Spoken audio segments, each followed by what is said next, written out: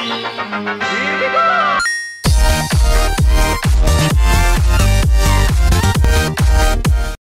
Since he was 15 and he's now 24, he has been doing this show where he crank calls everybody from Walmarts to official organizations to whatever, doesn't tell them they're on the air, doesn't have to because it's internet.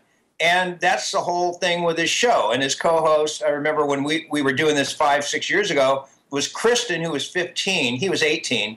And then the other co-host, I believe, was also 15. Jared, are you there?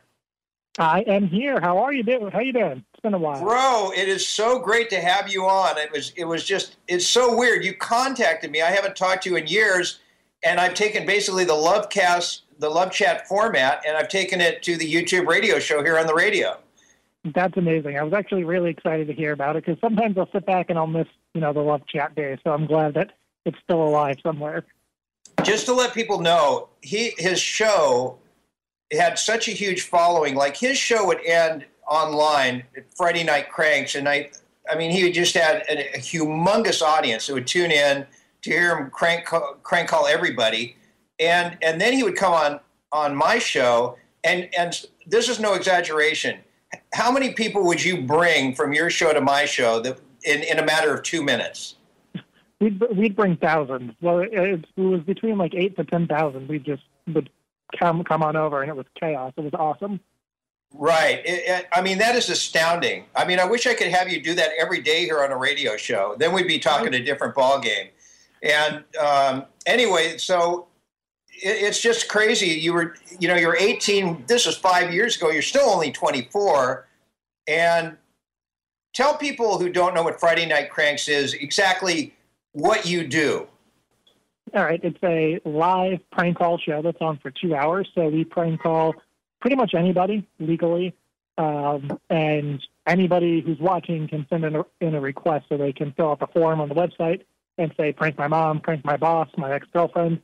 And you guys give us the numbers and we'll just do them, which is awesome. And you never, even after you prank call them, you never tell them, do you? No, once in a while we will if they're really nice. But I try not to. I think it's funnier when they either find out on their own or they just never find out that what we were saying was fake. What's the craziest one you've ever done with the most fallout? It's actually one that I'm not legally allowed to upload. We can talk about it on here. It was years and years ago, I think 2009. I called this girl's father saying that I was from her work and that she failed her drug test and that we found marijuana in her drug test.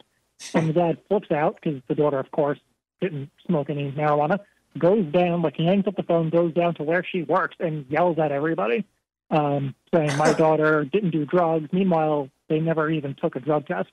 So the girl gets fired because her dad is down there flipping out.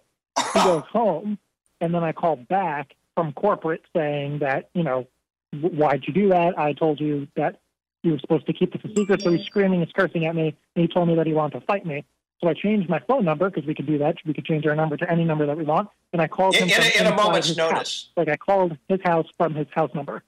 And I told him that I was in his house. And he pulled out a shotgun and was going around the house, kicking doors in, trying to find me. So he could Are you serious, dude? It really happened. And it was terrifying. Even though we weren't even there, we were still scared. And did you ever post it at all? No, I don't think I'm allowed to.